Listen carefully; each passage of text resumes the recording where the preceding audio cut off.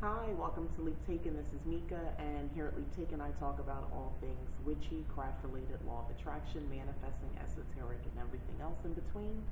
And today, I wanted to talk a little bit about being a godless witch or goddessless witch, practicing witchcraft without practicing with any deities or even ancestors, for that matter. So.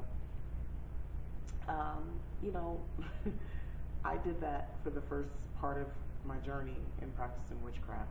I didn't relate to any specific deity, and I did not have any reverence for ancestors or anything like that. I think I made failed attempts at trying to do that. So, it's not the ancestors part, but the trying to connect with goddesses and things like that. The god and goddess in Wicca, for instance. If you don't have names, you could just say the god and goddess. So I definitely attempted to do that early on in my journey, and it nothing came from it. It was empty. It was an empty experience because I never connected. There was never any connection. So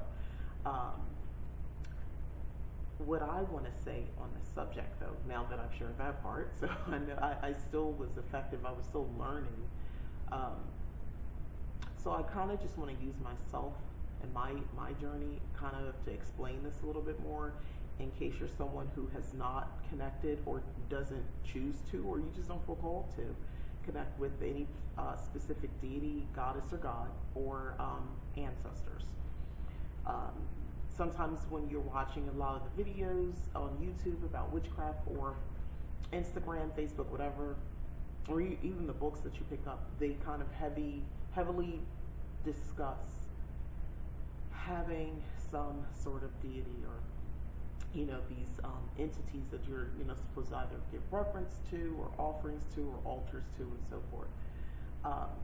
I practiced witchcraft for quite a while without doing any of that stuff. So what did my magic look like? Did I have successful spells? Did I feel complete as a witch? Did I feel like my journey was complete? Well, at the time, you only know what you know.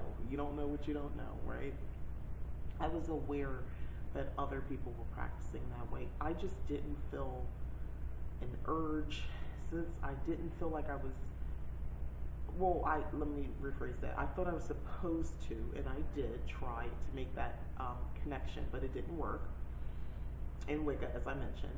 But once I came to the realization this is not really how this is going to work for me, and I realized that and I was okay with it, then I let it go. It was no longer an issue anymore, so I just stopped. And I practiced on all the other stuff. So I would do spells, I would do all types of things, and I just never worried about adding in the component of referencing a certain goddess or god or goddess. Now, it does get tricky when you're celebrating the Sabbats and things like that. People, if you pick up spells from other people, books, things like that, you'll notice that they reference some sort of goddess usually, right? A lot of spell books will, or some personification of a goddess. I was comfortable with that somewhat, like this personification. To me, I just would this is where I learned how to tweak a lot of the spells that I would pick up. Like I said, books, not really the internet, because there's really not much on there, but like mostly books. Or if I saw something in somebody shared in a forum. This is a long time ago, so forums were kind of more of a thing. But anyway, I would tweak the spells to take sort of that part out and just be grateful to the sun's energy, to be grateful to the moon's energy, to the earth, to the air, and, elemental magic. That was kind of more of where I focused on, and not so much of any sort of personification of those elements in a form of some sort of deity. It didn't make my witchcraft less than or more than. It was just what I did at the time, and it was working well. I mean, I want to say majority. I'm almost half now. Almost half of my journey into witchcraft. The first half I didn't. That's how I did it. Now, if this is something I wanted to do now, if I wanted to continue that, I would definitely read this book. I talk about this book all the time here. They need to, I need to reach out. Once I guess my channel gets big enough, I can do that, right?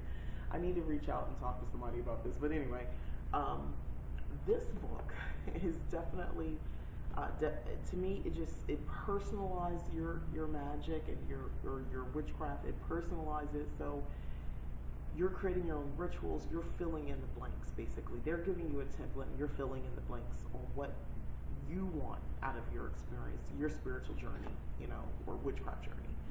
And I really was thinking about this a lot because I realized not everyone is going to connect with conversations about ancestors and conversations about a goddess or something like that. So one of the things besides this book I would be doing is, once I kind of outline my spiritual practice and what I believe that means for me, I'm definitely going to be creating a grimoire. Sorry, I gotta push that. You have to write stuff down. I'm going to be writing down my thoughts as far as, again, like I said, elements. I'm going to be thinking about writing my own spells and really just kind of building up my little Bible of spells grimoire. I'll be writing, I would be, and I do that now, but you really want to be doing that because you can be inspired by spells that reference a specific deity, like I said, and you just change that out, change the wording.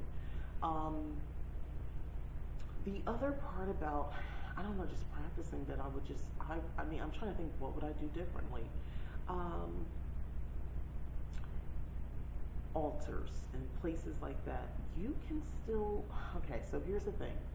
A lot of people, me at the time, I still believed in, at the time, house spirits. Let me backtrack. So, no deity, no ancestors, but I was fully aware of the spirit realm, in a sense, and it was okay if I didn't understand all the dynamics and if I wasn't accepting of everything yet, but I just was comfortable with the spirit realm, spirits. So, house spirits, without assigning them names or anything like that, or referencing any sort of pantheon, I would just say I just believed house spirits. So I would maybe set up a space where I would leave offerings for house spirits.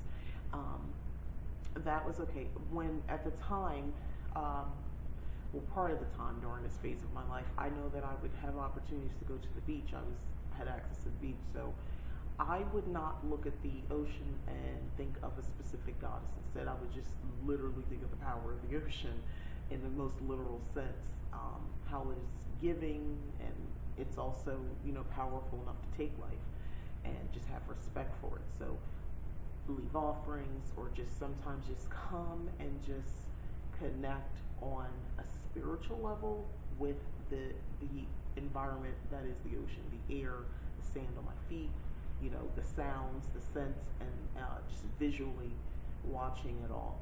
That was a spiritual experience for me, without ever talking about a specific goddess.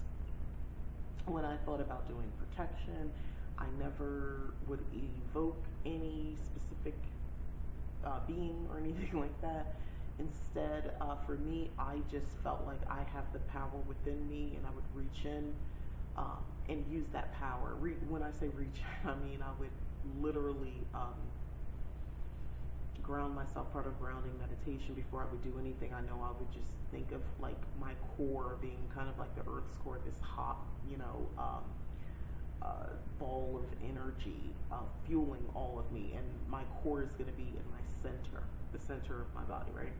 So it's deep within, and I would just visualize tapping into that literally, and that energy being released, and I could wield it in however I want. So in my case, if it was protection, that's what it would be.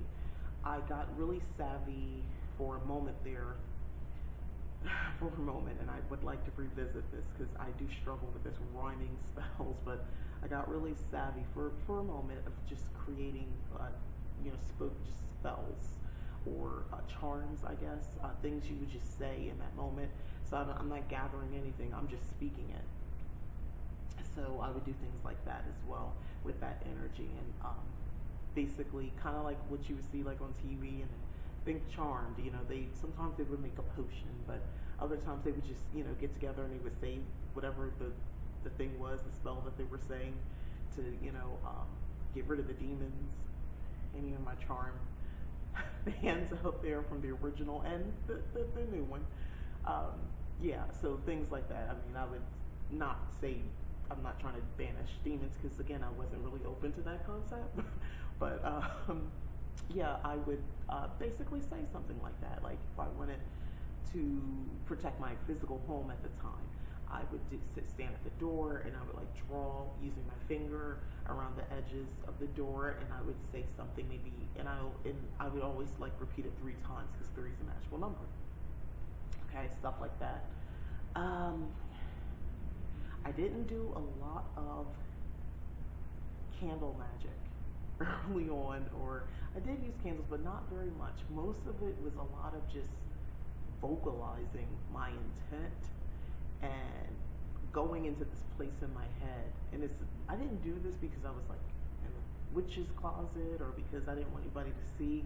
It just felt normal to me, and all the other stuff like getting all these ingredients. During this time, we were doing okay, but at the same time, I felt like I didn't want to spend money on all this stuff. I kind of liked the stuff, the witchy stuff, but I didn't want to spend a lot of money on buying things, and I didn't really know what I was doing, so I just didn't. So a lot of times I would like look at stuff, and I wouldn't actually buy it. I didn't buy tarot cards until, I should have bought those a lot sooner in my journey, I'll just say that. It took me a while to get to that point, but I was really coming at it with, I guess a lot of people do that more from an academic point of view. I was collecting books, collecting web pages, and my bookmarks. That's what I was really collecting, information, knowledge, not so much as actually, practical things I could use in my magic. So, which was good because I was able to read and understand, and I'm just looking at, the practicalities of witchcraft without anything to do with any sort of deity. Okay? And that's what I would do now. I would just read and study and look at things. I did not go far into esoteric things at that time, mostly because I just didn't have access to that information at the time. I didn't know. I just really, I was at the time, I was still kind of referring to myself as Wiccan because at the time it was just easier that way.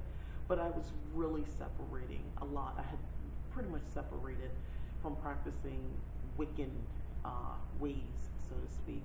I was really interested in understanding more, especially about anything from Africa, any traditional religion and things like that. I never fully delved in because I was always like, when they start talking about the different gods and goddesses and stuff like that, that gave me pause, so I never really got into that too much more. And same thing for like Celtic and all that sort of stuff. Again, once you start getting into all these goddesses and gods and that pantheon,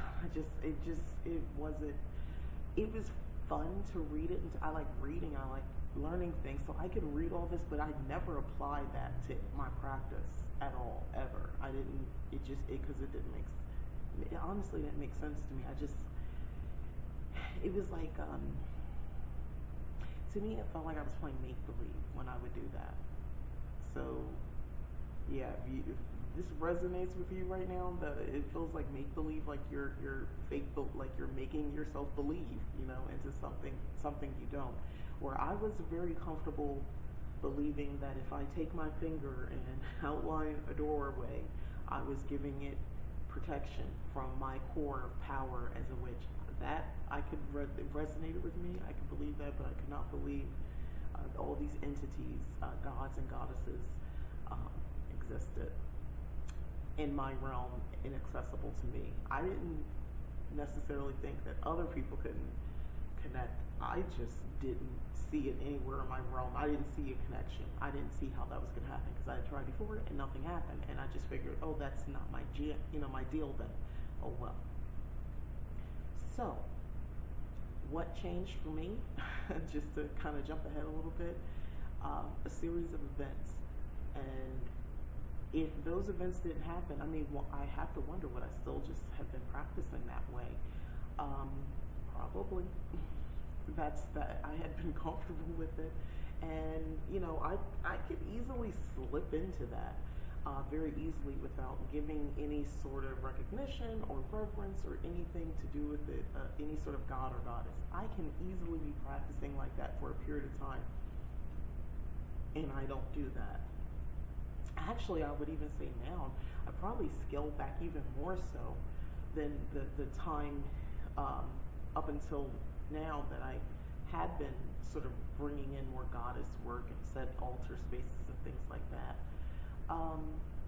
But what changed for me, like I said, is a series of events that had started happening in my life. My goddess experience is I actually felt a physical presence. I felt arms being wrapped around me, and it was communicated to me that she was a goddess. And I, at the time, didn't say, well, which goddess or anything like that. I just rolled with it.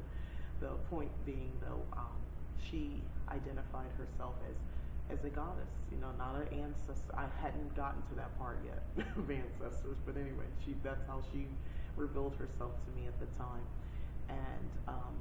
And it was a time where I really needed that validation and confirmation that there's something bigger than me and I can access it. So she showed up. And I won't get into who and what, so that's not really what this is about, Godless Witchcraft, so I don't want to get into that. But the point is, that changed things for me at that point. I still didn't go head first and go diving into the whole concept of deity, which goddess and studying and all that. I didn't do that. I took my time, and when I mean take my time, I mean within a couple years. It was, a little bit here, a little bit of this. Oh, well, let me bring this into my practice a little bit more. This resonates with me. I'd like to have that interaction again. It was very loose. I didn't push anything. And as far as bringing in ancestors, I had an experience, which I have a video about, that time I was haunted. So I laugh now, but it was really crazy at the time and really not fun. But I was being haunted. I had been being haunted by some, not so happy spirit that I had brought back with me, not being protected, not fully comprehending why you need to protect yourself. I learned a lot of things in witchcraft from experience, and not always the positive experiences. Sometimes, you learn what not to do after the fact. So anyway, through that experience, my ancestors made a big gesture of connection to me, and they have been doing that ever since. So that's what changed things. So I had events happen to sort of pull me and get my attention, like, hey, we're here, and that's why I went that route. But like I said, there are times now, like right now, I notice that once I physically, which again, I listen to my intuition, I listen to what feels right to me, and I change my physical location of where I, do my writings and my workings in the house, and I decided to come in the front of the house here, which is, it's a big open floor plan where I live, and it's like a big living area, which you can see in the back of me or in the front of me, and there's a dining area over here, and then I have another section which is now my office. So, and then over here is a kind of a spot where I feel like this is where I come for magic, for meditation, for connecting. It feels alive over here, the sun coming through, and I love my sheer drapes. It just is glowy, and I'll light candles whenever I do candles and things like that.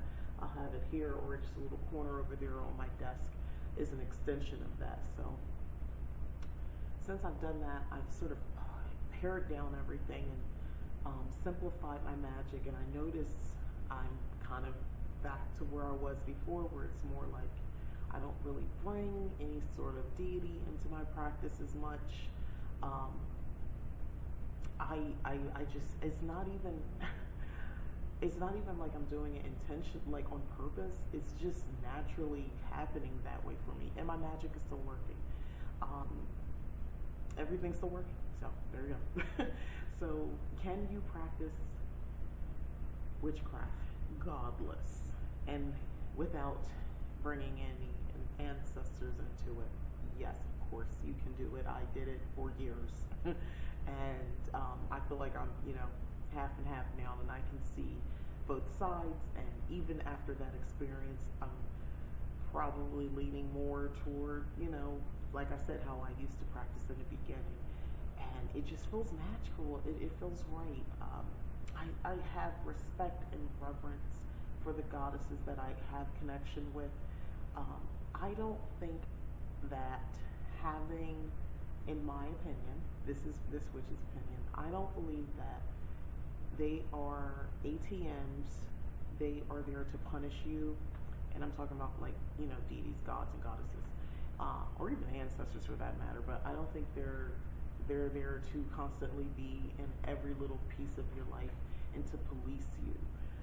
That would be the right term. I don't think they're there to police you. And at some point, if you want to move further in your witchcraft journey, you kind of got to reconcile that. And if that's how you want to practice, so be it. But it amazes me at the number of people who feel like they're being forced to do things or to not do things because this god or goddess or the ancestors told them not to. And I'm like, okay, well, I'm only going to fight somebody about that. That's their experience, but I'm not. But what I am going to do is not adopt that philosophy into my own practice. It's a connection. It is a reciprocal connection. It is not an indebted connection. I'm grateful to my ancestors, yes, and I like to show gratitude, but I don't feel like there's this thing where you're consistently needing to make these sacrifices and things like that consistently to them to show your loyalty. I don't know. Worship. I think what I'm explaining is worship, and I don't worship any goddess or god, and I don't worship ancestors. So yeah, that's probably what I'm explaining. So, and that was kind of how I came into witchcraft, not worshiping anything. So I wasn't looking for a replacement being to worship. So I was already done with the concept of worshiping. So yeah, if you're somebody already on that mindset, it'll be very easy to practice witchcraft and not include any of that. But like I said, elemental magic is probably going to be helpful to you if you're doing this. You're thinking more about the literal elements and the power that they yield in the natural world, and really using that energy. And even when you are doing kitchen magic and things like that, or using herbal type magic, or you're green witch, plant life and all that sort of stuff, man, just the spirit of the plant and connecting with it, believing that has spirit, believing that is offering something to you and to the world, or on its own, it's just a thing of beauty in its own being, and having respect for that is also very spiritual. So, and you can use that in your witchcraft, as I showed you with my prosperity spell video, where plant life, you can use that natural magic, use that, and will wield that energy as you will to whatever outcome that you want to have for your spell. The only other thing I would say is, if you also are godless witch and you don't cast spells, well, that's possible. There's a lot of people who do that. They don't necessarily even call themselves witches. These are people you're probably going to be calling maybe hippies, or that's old school term, but yeah, hippies, or kind of new age. These are going to be the people who are cool with crystals and they have incense, but they don't want to really get into the whole god goddess thing. And You know, they don't cast spells, but they love reading tarot and things like that, doing divination.